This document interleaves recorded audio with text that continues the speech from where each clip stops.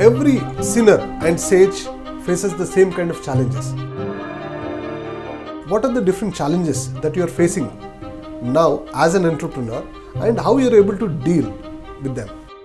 The major challenge I am facing currently is with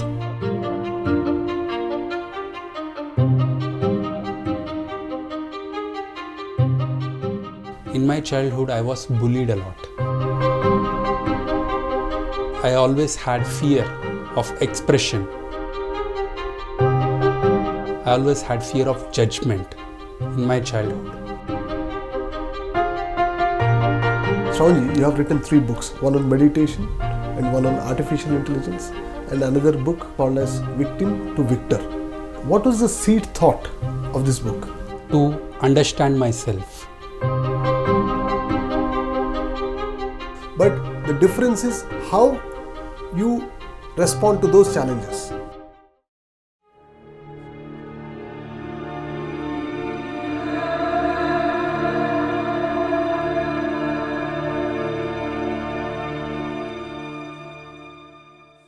My soul namaskars to everyone. Welcome to PMC English. I am your Pradeep Aniruddha.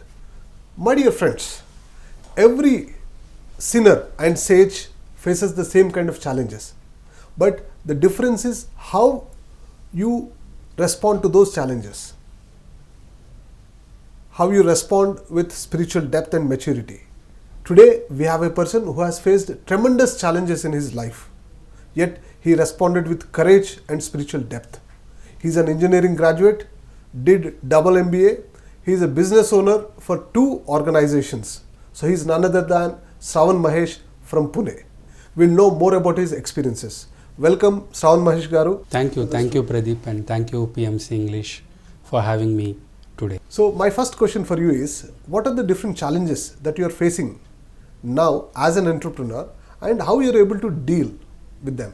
So the major challenge I am facing currently is with relationship with employees. There is always a difference when we as an employee, how our mindset is, and as an entrepreneur, how our mindset is. So when we try to have the same mindset, there can be certain challenges. So these challenges had this transformation for me from my employee mindset to entrepreneur mindset had taken a serious toll on me, and during that time also this business challenges had impacted me in such a way that I had also had some mishaps in my relationships and even my financial management and even my health. So these are the challenges I faced as an entrepreneur. So it has impacted on your health and family relationships as well. Yes. So how were you able to cope up with them? Did meditation had any role in coping up with them? And what are your lessons in the process? So when I had undergone these challenges, so some of the insights which I learned in my life as a meditator, as a spiritual seeker, had helped me a lot. So one such is every challenge is an opportunity. So this is something which I always believed in me. So whenever a challenge comes, I always look for there is something which is greater going to be happen, and there is always this faith in me that there is a purpose. This challenge had come in my life, and every challenge has some lesson with it. So this is how I try to perceive that challenge, and this is how I try to overcome that. What are the lessons from relationships that you have learned? One of the basic challenge which I had undergone in my life is with relationships. In my childhood I was bullied a lot, and I always had fear of expression. I always had fear of judgment in my childhood. So these challenges had made me realize there is something within me that I need to work upon. And most of the times when these challenges come in my, when we are in business, right, we have to interact with people. There are certain times we talk with 20 people from morning to evening, and And every time we talk with people, there is a different perspective. Everyone sees you differently, and we have to deal with different challenges with those people, even with employees, with suppliers, with customers. So there are these kinds of things create certain kind of confusion, and there is some certain kind of role confusion. Like, for supplier, we are customer. For customer, we are suppliers. For employees, we are the boss. And again, if you go to house, we have children, there we have to play a father role. And I have a wife, we have to play a husband role. So there is a lot of this mental confusion happening. Certain times we cannot immediately slip into one role, from one role to another role. Like let's say I'm a boss in office. So once I go to home, I cannot play the boss role. Immediately my wife will try to tell me that she is the boss. So these are this kinds of confusion happened, especially with relationships for me. And most of the times, like, this is because I was not knowing about myself, my true self. I was very good at playing roles. I know I have learned the 6 hat concept. So what in management they teach is you have to change the hats. Like if I am in a different room, I have to wear a different hat, and if I go to somewhere else, I need to wear a different hat. And always I have been changing hats, and certain times I don't know who I am. I don't know whether I'm a husband, whether I'm an employee, whether I'm a boss, whether I'm a customer. There was this confusion at one point of time. This had really created a lot of problem within me and also with relationships. And sometimes, we change the hats. Let's say if I am playing a different role with my wife rather than playing a husband role, and different role with my employees. I became a friend, I became a spiritual master to them, instead of becoming a boss, becoming a manager. These kinds of having multiple hats had created problems in my relationships. So how are you able to deal with it? Yeah, this is the place where I actually went into a little bit confusion, but then I looked within. I was trying to search for who I am truly, what is my true self. So there I went into more spiritual seeking. Like I tried to get deeper into myself. I tried to uncover many layers within me. Like every time my belief system was changing, at every age my belief system was changing. What I believe, what I am, like my identity. So there was a point of time, this is called identity crisis. Even some people call it as midlife crisis also. There, this is where I was looking for who I am truly, what is my true identity. This is where meditation and spirituality helped me a lot. Like to detach from all the roles and get deeper into me. Like, in Hinduism, they call it Atma. In Buddhism, they call it Shunya. Right? This is my true identity. So this is where, when I get into my true identity, when I get into that all-knowing self, like that Atma is all-knowing self. Shunya is the 0 point field where, when I slip into that space, I can play any role easily. And I need not even think right now. Like, when I get into that space, automatically what is the apt for that particular point of time, that particular role and that particular identity easily comes to me, and I could easily traverse through the relationships, and I was able to get through the challenges. That's very beautiful. You have said it is Shunya and Atma. What is your understanding of Atma? Because we all know that we are physical body. Because we can actually see our physical body, we can feel it. But Atma is very conceptual and abstract for many people in the world. Yeah. And how does it help you, knowing that you are an Atma?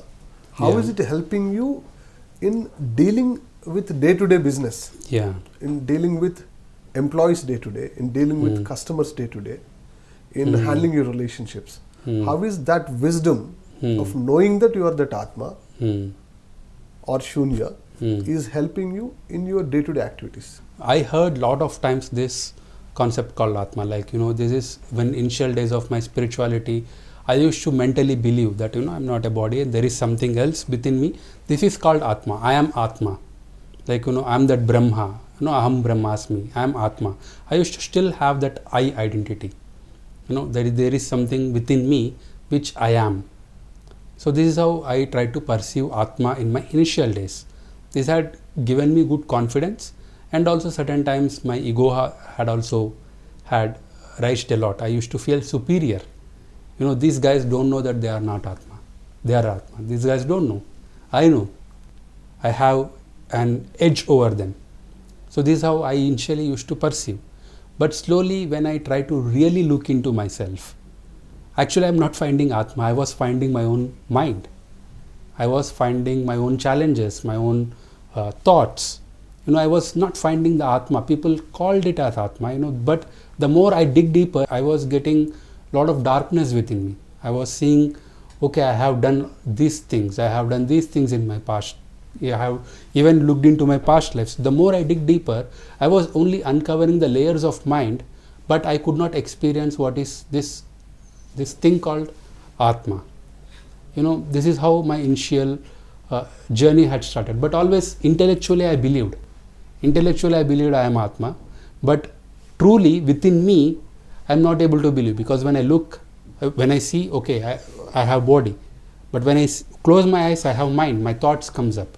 There were certain places where some kind of energy experiences come. So I am energy. This is how I could see myself, but I could not get to the layers, get to the depth of it, which I can truly call myself as a self-realized human being, that I have realized myself, that I have experienced my Atma. In Sanskrit they call as Atma Sakshatkar, someone who has realized his own true self. This I could not experience in my initial days. But slowly, when I tried to read more, when I tried to understand more about this subject, about this, I tried to read Lao Tzu, Tao, and then I tried to understand, okay, what is the nature of this soul? What actually it is? When I go deeper, there is a lot of darkness. It is like, we jump into a valley from a cliff, and we need to be ready to do that. So the more we dive, the more darkness we see. We think that there is a lot of light, but the more we dive deeper, there is darkness. Even there was a book called Falling in Love with Darkness. So that's how I went deeper, and there is a lot of darkness which is getting uncovered, and I used to enjoy that also, and then Buddha's concept had helped me. Atma is nothing like, we believe that there is something there, but actually it's not something, it's nothing. So there I could understand, there is nothingness inside. We are all looking for something, but it's not something, it's nothing. So the more we dig deeper, we feel that nothingness, we feel that emptiness. So that's where I could really connect with my own self. I could understand, okay, there is nothing inside, and I'm coming from nothing. So all these things are coming from surface. I would like to one more thing here also. Please. Like in my initial days, when I had an interaction with Lord Shiva, and I was asking for liberation, Lord Shiva said, you will not join within me, and he said, you are me. So even my company name had come from this, you are me, which is Tvameva, means you are me. This is how my company name was also born. So from then onwards, I always try to see everyone as my reflections. Everywhere I am there. So this is how I used to perceive. I used to think. But what I realized is it's all intellectual. It's not coming from depth. So this oneness, the concept of oneness, I used to live it intellectually. I used to think, okay, Pradeep and I are same. I and Rajshekhar are same. So that's how I used to believe and tell myself. It had helped me in certain cases, but in certain cases it did not help me, because there are certain boundaries in physical world. Okay, I and Pradeep are same, so I come to your home and theft your items. Let's say I will take your car. Think that no, everything is Atma. I can take Pradeep's car, I can use Pradeep's phone, I can take Pradeep's money, right? So this is how intellectually when I believe, this is how I believed also, like everything is mine. There is nothing like, I and others are different. So sometimes I used to trespass the boundaries also. But when some challenges came, then I understood where oneness can be experienced, where this shunya can be experienced. Okay, intellectually we are all gods, but still we are separate. On the surface, we have that boundaries. This body is different, this body is different, but deep within, we are one. We are connected from the depth, not on the surface. So when I have to experience oneness, I have to go to depth and experience oneness, but not try to intellectually project oneness in my physical world. I hope I answered your question. Yeah, so that is how you found your balance. Yes, Okay. yes. Especially, in Mandukya Upanishad, 3 states of consciousness has been explained. One is called Jagruti. Jagruti means being conscious, which is like, awakened state. Now I am in awakened state. When you are listening, you are in awakened state. So we are all connected in an awakened state right now. This is the physical state of consciousness. This is how we are experiencing the world. But there is another layer which is called Swapna Sthiti, which is astral state. So in this state, we are experiencing our mind, our subconscious mind. It's completely, in these 2 states, Jagruti Sthiti and Swapna Sthiti, there is no oneness. There are different people, there are different items, there are boundaries. We cannot trespass each other's boundaries. But there is another state called Sushupti. Actually, what I have understood is a man experiences oneness first time in his Sushupti state. So in his Sushupti state, in the deep, we experience it in our deep sleep. So in our deep sleep, there will be certain time where we have dreams, but there will be certain time where we don't have dreams. At that time, I will also not be there, and other is also not be there. I is not there, you are not there. So there we experience oneness, but we are not aware of it. And because of meditation, because of practicing awareness, we can slip into the 4th state called Turiya state. In that state, we can experience oneness from deep within, at the same time become aware of that oneness. But this state cannot be experienced from Jagruti Sthiti. Because when Shiva told me, you are me, and when I understood the philosophy of Advaita, that God is everywhere, I tried to live this oneness from Jagruti state, from the state of physical consciousness. That's where I got these kinds of challenges in my life.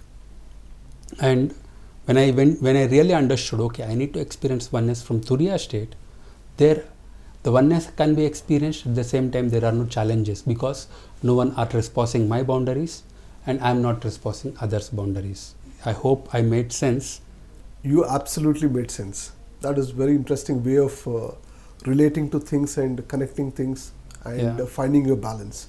Yeah. That's a beautiful way of understanding oneness, where it has to be there, where it need not be there. Yeah. That's a good way of looking at it. And why I had to undergo this, and why I have to realize this, for this I need to give you certain background. Like initially when Lord Shiva said, you are me, I used to even experience certain times, like, if someone else are having some certain kind of sickness, I used to believe everything is me. So I used to experience that sickness within me. I was like an empath. And I was experiencing whatever around me within me. And also when I started my company naming Tvamevaham, I used to believe that, okay, my employees are also me, and try to trespass their boundaries. And I used to be open, they used to trespass my boundaries.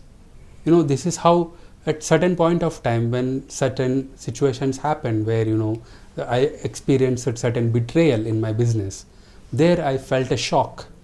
See, I am living the ultimate truth. I am living the Advaita philosophy. Still I am experiencing these challenges. A comedy video I see, like, the me in you had betrayed the me in me. Why this had happened? So there I try to get deeper. I try to understand whether is it truth, is it the real truth, or is it just intellectual. Then the more I dig deeper, into myself, the more I dig deeper into the spiritual scriptures, especially Upanishads. And Upanishads had helped me really to get the right quality of understanding of this concept of Atma, of this concept of innerness, the inner engineering, what are there inside, and how really I can experience the Brahmatva. Beautiful. That's a very good realization that you have got. I really appreciate you for that. Thank you. And Sravanji, you also have read Ashtavakra Gita. Yes. So what is the essence of it? Yeah. So Ashtavakra Gita is a communication between Ashtavakra and Janaka. Janaka is the father of Sita. So the kind of questions Janaka was asking and the kind of answers Ashtavakra was giving was ultimately like, it's called Gnana Yoga. The real essence of Gnana Yoga. What is the true me? How I have to live in certain situations? How I have to deal with certain situations? So this is what is the essence of Ashtavakra Gita. And basically what Ashtavakra always talks about is the Sakshi Bhav, becoming a witness. When we are in Bhakti Yoga, we always have duality, like I and Lord, I and God. We are both different and we are trying to move towards God. But in a Gnana Yoga, we realize that God is within, but how to live that God essence? How to live that essence of God? What is He actually doing within us? So this is what the essence of Ashtavakra Gita. He talks about being a witness. Being a witness to good, being a witness to bad. Being a witness to pleasure, being a witness to pain. And being completely detached with whatever is happening on the surface. Because deep within there is that self which is watching, and that is the true me. So when we get into that state of witness, when we get into that state of being a Sakshi, that's where whatever is happening on the surface doesn't disturb us. Like the deep within the peace is there. But what we are looking is peace on the surface. On the surface there is turbulence, but deep within there is peace. But we have to go to the deep within and stay in that position and watch the surface, and then we can enjoy. When we are positioned in peace, we can enjoy whatever is happening on the surface. So this is the essence of Ashtavakra Gita. That's a beautiful way of summing up the essence of Ashtavakra Gita, Sravanji. And what are your learnings from other masters? I had learnt a lot, especially from Osho Rajneesh. Because in this life, in this incarnation, the first spiritual book I had taken is of Osho Rajneesh. I don't know if you believe in past lives or not. Even in past lives, on my deathbed, I died reading a book of Osho Rajneesh. That's the connection I had. Always for me, he had been the key for all my problems. He has solutions to all my questions. That's how I was very fascinated by his way of teaching and by his intelligence, because I'm a logical thinker. Even though I am into spirituality, but I apply my analytical mind. I'm running a company in artificial intelligence, I'm always intellectual. I'm always have that appreciation for intellect. And with Osho Rajneesh, I had learnt a lot on various subjects, and how he had decoded spirituality. I could say no one else had done this way. The way he had decoded on every subject he had talked. He had talked on Upanishads, he had talked on Tao, he had talked on Christianity, Jesus Christ's teachings, he had talked on Islam, Sufism, and he had talked on Hinduism, he had talked on Jainism, he had talked on Buddhism. Ultimately, I could learn a lot from him, and every time I could use his teachings as a self-reflection. I could learn every time I hear him. I would get a new insight. Wow! I would be driving the car, I would be listening, and certain times I would stop the car and laugh madly. Such an insight. So this is the beauty of Osho Rajneesh. and I really bow down to Osho Rajneesh Master. I read other books also when I am practicing past life regression. I used to read a lot about Dolores Cannon and her works, and Dr. Newton. I read most of all of his books, I would say, and Patriji, the books he had written, the learnings. There was a time where I used to listen madly to all the audios of Patriji. I used to listen Patriji's audios and Patriji's teachings always are focusing on self-empowerment. He always says you have to believe in yourself. You are the creator of your own reality. Every time I hear Patriji, I always get confidence. Okay, I'm a master. The first video I have seen of Patriji, he tell, my dear gods. What? Why is he talking me as a god? He sees the way he sees, the way he talks. I always feel self-empowerment by hearing to Patriji. And Linda Goodman also helped me to deal with relationships, especially to deal with certain people, how I can, okay, you have this personality type. I understand why you are behaving this way. Otherwise, I used to get offended. Why this person is behaving this way? But when I read Linda Goodman, I could understand why a person is behaving certain way. So I could go on and on with the books I read, Carlos Castaneda and Eckhart Tolle, Deepak Chopra, the Richard Bach. It's mind blowing. Even I think I cried 1 hour after reading Richard Bach's Jonathan Livingston Seagull. Such a touching story. Yeah, I think I need to stop here because it's so beautiful. So beautiful to hear. Yeah. Nice. It's so beautiful to hear that you have read those books. It's even more beautiful to hear that you have responded in such a way after reading those books. Yeah. That's really inspiring. Thank you for sharing that with us today. Thank you. And you also mentioned about Patriji. You have read the books of Patriji. Yeah. When was the first time you saw Patriji, and how did you feel when you saw him for the first time? I saw him first time in the year 2005, I believe. It was, I was meditating in Tirupati, and there was one trekking being organized called Tumbura Tirtha, where we have to stay in forest for 3 days. Around 300 people enrolled for it. And when Patriji was there, and there were always people. He used to be very jovial. He used to be very funny. Around people, he used to make us laugh a lot.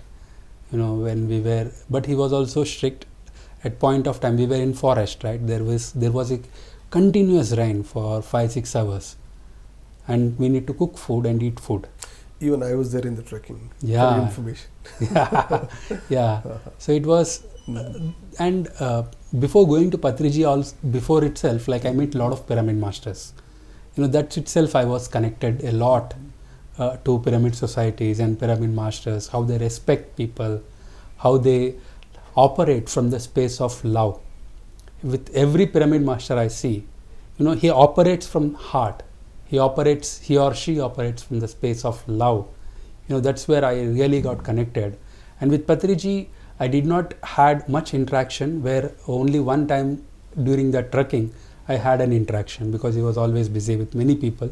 And I was once meditating when he was singing a song, and after that, while the trekking got over, during that trekking I got an mystical experience where I was meditating under a waterfall, and some voice was coming within me. It's physical, others can also hear that voice. Exactly, the voice was like someone was playing the tumbura veena. The voice was exactly like that. And then I want to demonstrate it to Patriji. People tell you, go and tell Patriji that you got this experience. I got it for 3 days. Whenever I sit under waterfall, I was getting that. Then I went to Patriji and said, I was getting this voice. This song is coming from within me. He told to sing. I said, no, you should not. We cannot sing here. You should come to waterfall. There only this voice is coming. Then he said, sing. Then I sat there and I connected to my breath, and immediately it came, even not under the waterfall. Also when I was staying there, it was coming from inside. This was the first interaction I had with Patriji, and And afterwards also he was in certain home called Atma, and I even sang one song. I have created one song and sang one song, and he had clapped for it. So you can also write lyrics for a song, or it comes from within. How does that happen? It happened. It was, I think that was a funny song which I tried to create out of like my own creativity. That's nice.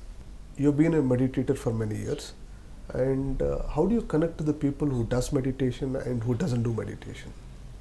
I want to be little honest, if you agree. So in my initial days with association with PSSM, and I used to believe that this is my duty to change everyone to meditator, to change everyone to vegetarian. This is how I used to believe, and especially when I go abroad and when I was interacting with clients, this used to be very awkward. There was a point of time they even scolded me. My customers scolded me for being that way, because I was in a role like, that I am superior and all others are inferior. So this is how my outlook was initially, but slowly with my experience in the physical world, I agree, I also believe that, people have to meditate and people have to become vegetarian, but I cannot force on that. My job, I can be vegetarian and I can inspire people who want to be vegetarian, and I can do meditation and I can inspire people who want to do meditation, but I learned and I try to accept people who are non-meditators also, and I try to accept people who are non-vegetarians also. That's where I could be in harmony with them. Otherwise there was a lot of conflict, especially with my parents. My parents don't meditate. Even now? No. Even now they don't meditate, and they oppose me for meditation. And it was really difficult for me to connect to them, because I was always looking from the perspective that I am a meditator, they are not meditating, and they are always, I am superior.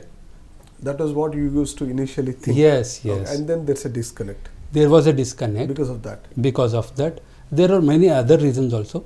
And but what I learned is like, everyone have their own choices, and I try to respect their choices. But I believe that, vegetarianism and meditation is necessary for everyone, especially for the animal planet. At the same time, I also need to respect their choices, because the world is not made of only one kind of people. If we have to live with only one kind of people, it will be very difficult. So there are all kinds of people, even we are old souls, there can be young souls, there can be infant souls who are really learning, and who want to explore their own ways, their own choices. So this is the little bit disconnect now I have with Patriji's philosophy also, but I really respect what he's doing, and I'm a part of it. Like, I do that, but I won't force people. That's the only difference I'm doing. Sravanji, you have written 3 books, one on meditation and one on artificial intelligence, and another book called as Victim to Victor. What is the essence of this book, Victim to Victor, and what was the seed thought of this book? Yeah. So Victim to Victor book I started to write in the year 2016. So actually when I started this book, I had different goals, like, to become famous and also to understand myself. That's how this whole journey started. Initially when I started to write this book, my goal was that I thought like I know everything and I want to teach people. So with this initial thought I started to write. But when I met Patriji and said, this is the book I am writing, and he said, now you are taking up an very adventurous ride. I did not understand at that point of time. And after that incident onwards, the moment I decided to write a book, the life lessons were coming to me. How I was ready to explore the life, and how really a person can come out, like, in metaphorically they say, like, a lotus can come from the mud, like how a person can come out of his challenges, come out of his victim consciousness. So this is how I started it. But the more I try to dig deeper, and find solutions, I was uncovering the victim consciousness within me. Especially, I was too much connected to my mother. So how much ever I achieve, how much ever I do, I always had this void that I'm not able to help my mother. My mother is still suffering. So for that, I need to find a solution. There can be many mothers or many people who are similarly like this, who are helpless, who are not able to come out of their own problems. So this is the seed thought with which it started, and the more I went deeper into the subject, the more it's not only when I started writing, I was also digging deeper within me, and every situation was helping me to look deeper. Every situation was helping me to uncover my own victim consciousness, my own fears, my own challenges, and my own childhood issues, and my own relationship issues. So I always, when I realized, even though I am projecting a mask, I am projecting a brave face that I'm an entrepreneur, I am a spiritual master, I am taking past life regression sessions, I am doing all this administrative work, but deep within I am just hiding it. This is a social face. This is a face which I am showing, but deep within I know that there is some challenge within me which I am not able to look into it. But the victim to victor had helped me to look deep within and then change it, transform it. So on the way I had uncovered the stages, like how I had moved from one stage to another stage. I could connect the dots. I could see how I could transform myself, because transformation is painful. Transformation is not an cakewalk. Just like that, we don't transform our core beliefs. And I had realized the pain. I tried to work upon myself.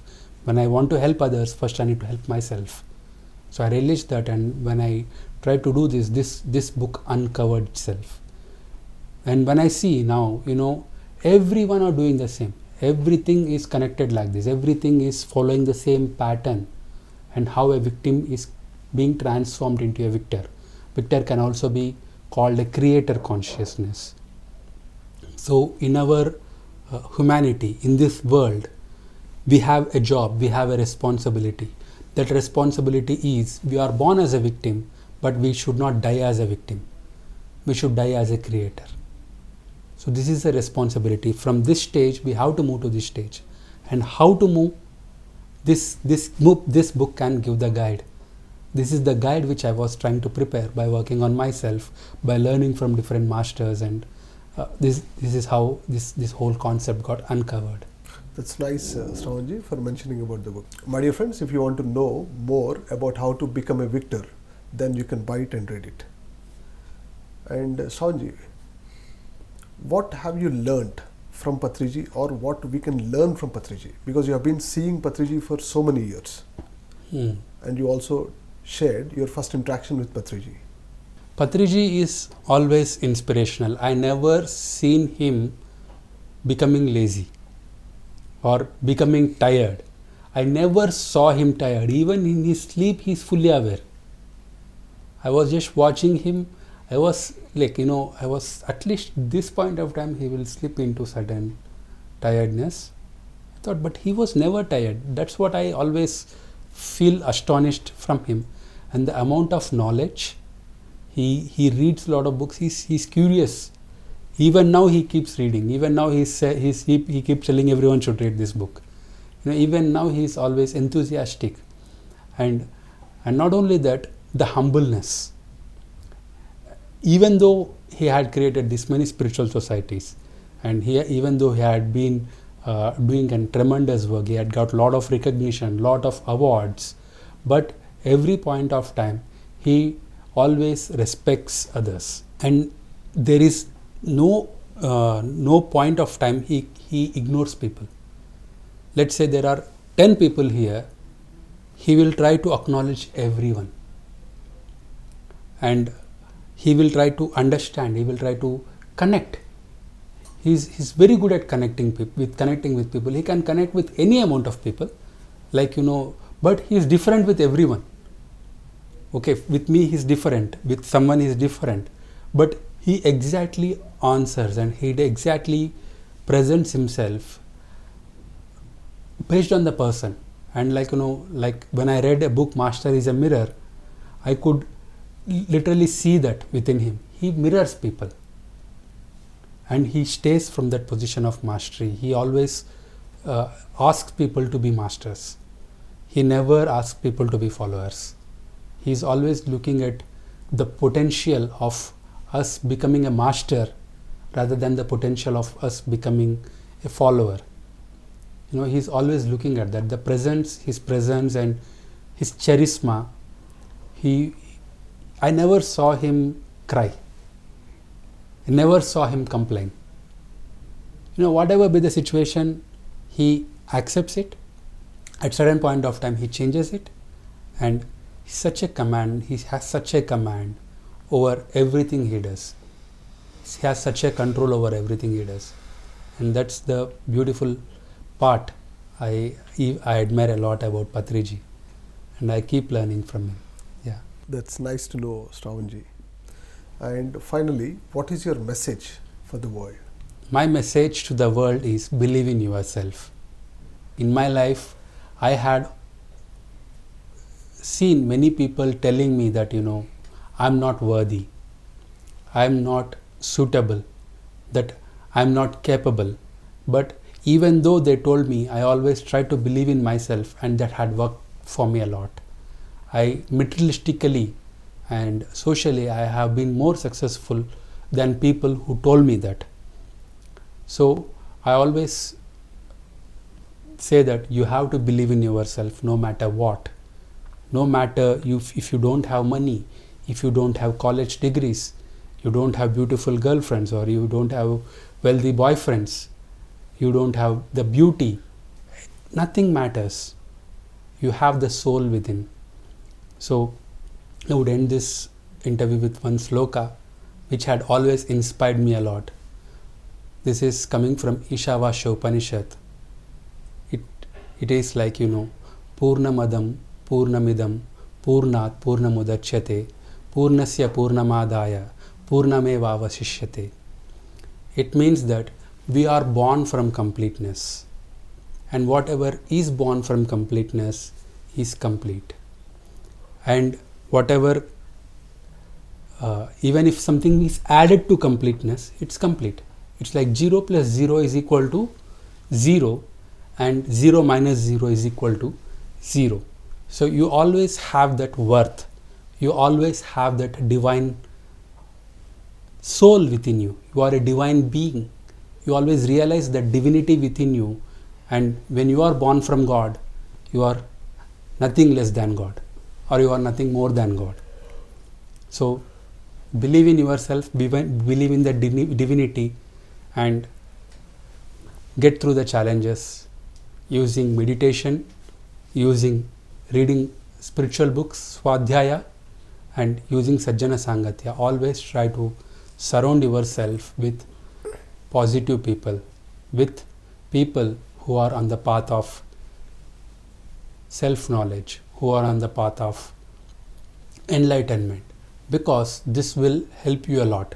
They can see you, they can see the potential in you, even though when there will be certain times you have certain challenges and you feel down, but these people can lift you. Dhyan, Swadhyay, Sajjan Sangatya, meditation, reading right spiritual books, and surrounding yourself with spiritual seekers and people who know their self, who are wanting to know their self. So thank you very much for listening to me, and thank you very much, Pradeep and PMC English team, for having me today. Thank you. Thank you so much, Sravanji, for your time today and being in the studio with us today. Thank you so much. And my dear friends, we have just listened to the deep thoughts of Sravanji today, and the message that we can take from this discussion is we need to believe in ourselves and do meditation, Swadhyaya and Sajjan Sangatya. So we'll meet again with one more master. Thank you so much. Your Pradeep Aniruddha signing off for today.